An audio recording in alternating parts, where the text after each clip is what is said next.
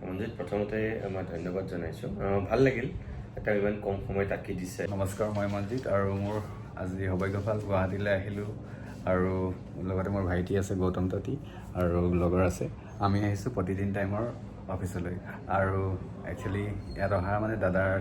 প্ৰতিদিন টাইমৰ জ্যেষ্ঠ সাংবাদিক নিতুমনি দাদাক লগ কৰিবলৈ আহিলোঁ ভাইটিয়ে এখন তেওঁৰ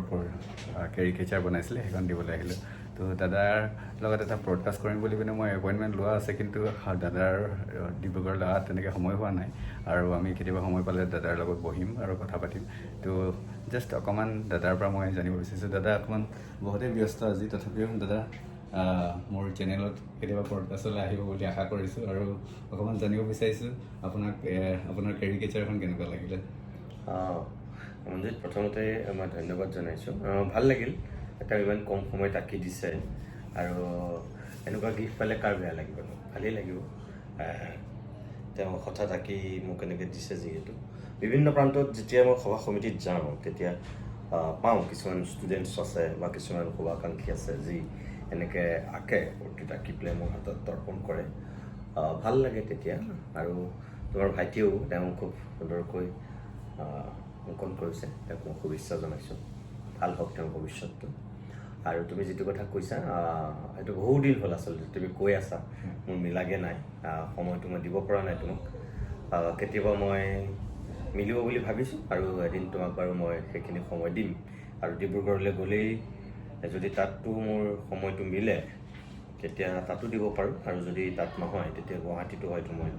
কেতিয়াবা তোমাক অকণমান সময় দিম আমি ভালকৈ কথা পাতিম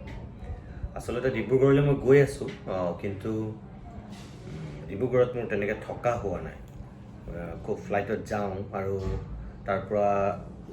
মিটিঙৰ আয়োজকসকলে মোক লৈ যায়হি আকৌ মই ৰাতি হয় ৰাজধানীত বেক কৰোঁ উভতি আহোঁ তেনেকুৱা হৈ আছে থকা হোৱা নাই আচলতে সেইকাৰণেহে মই তোমাক সময়খিনি দিবগৈ পৰা নাই